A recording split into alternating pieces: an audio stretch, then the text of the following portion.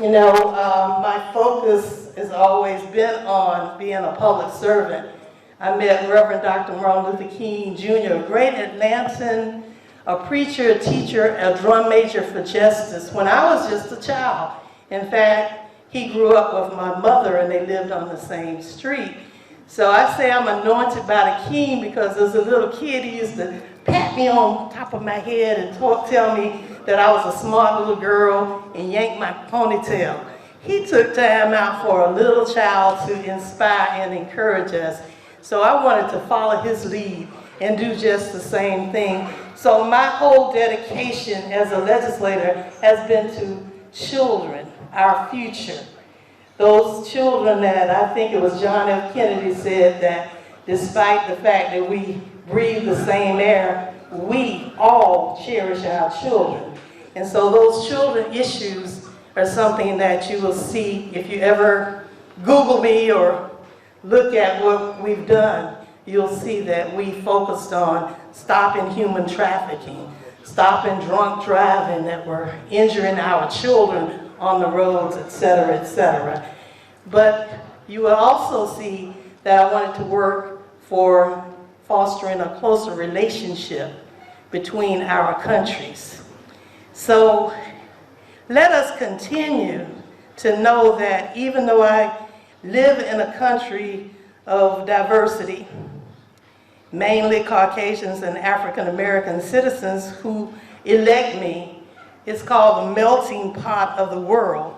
Georgia is a microcosm of the U.S., and immigration is an important issue that's facing us. We have what some of you think are our, I guess, presidential candidates who look at immigration and they have made us the jokesters of the world because we have a big Statue of Liberty that says, give me your tired, your poor, your hurtled masses yearning to be free, to welcome people. But instead of welcoming, they are trying to stop immigration, and anyone with a name that sounds different than theirs, they want to stop them from coming into the United States. Don't worry, too many other legislators know better, and we're working together to make sure that that does not happen. Because, thank you, because I think it's one of our great legislators who happens to be a congressman from Georgia, John Lewis, that says, what are they talking about? We all came here on boats, but we're in the same boat now. This is the United States of America, and we welcome all. So we're going to continue to work on that. So know that Georgia is a very diverse state, but we have natural resources. We have economic opportunities.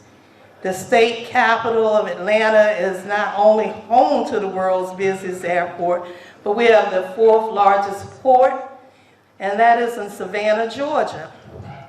And right now they're opening up the Panama Canal, and they're dredging the port in Savannah.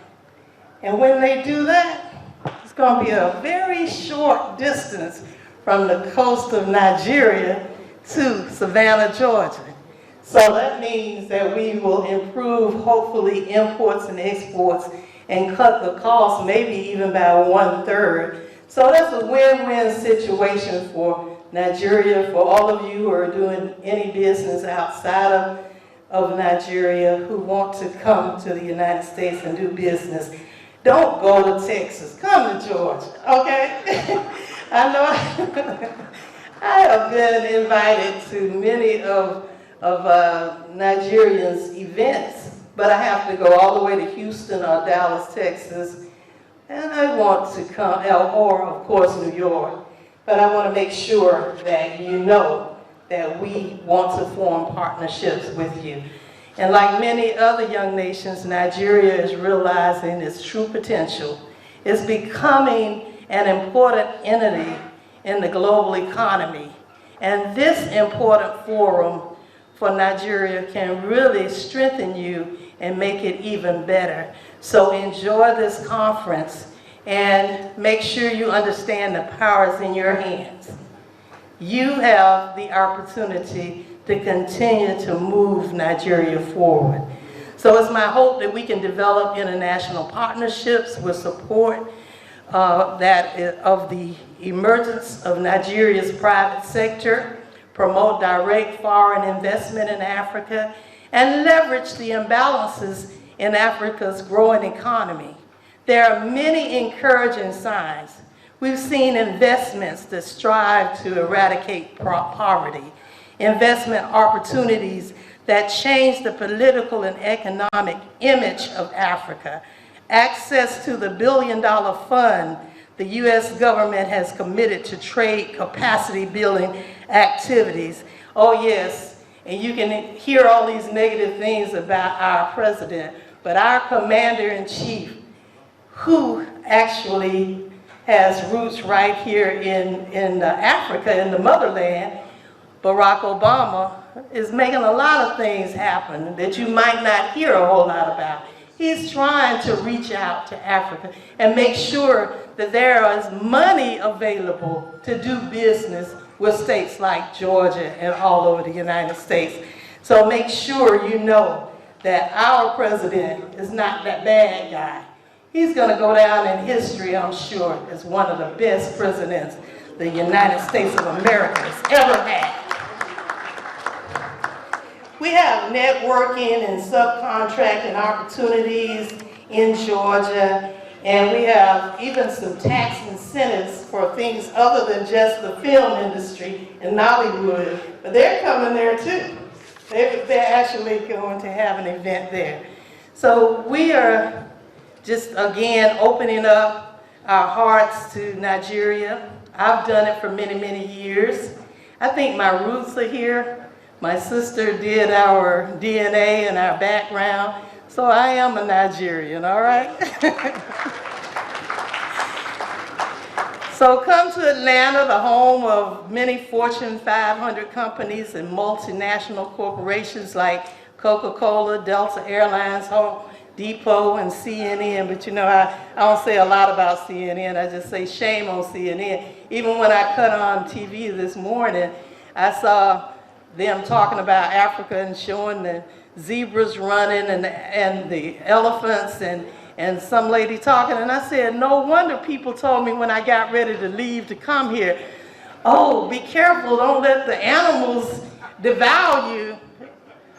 Do people really swing on vines? This is the ignorance that they have spread.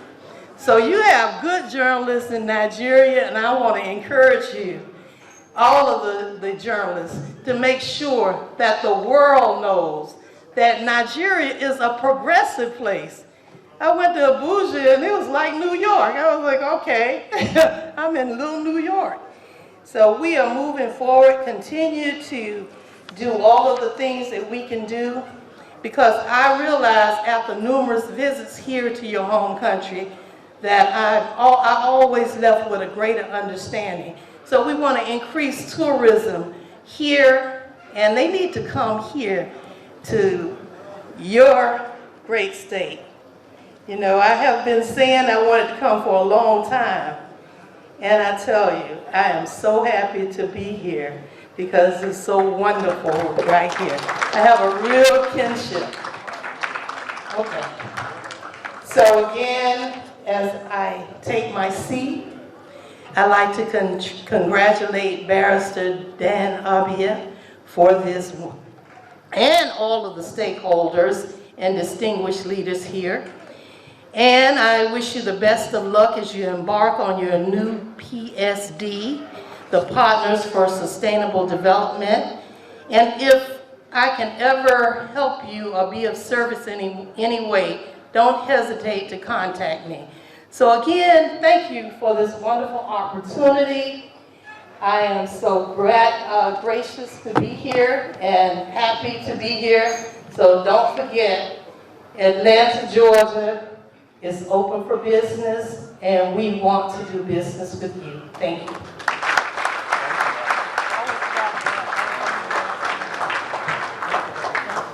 Thank you very much.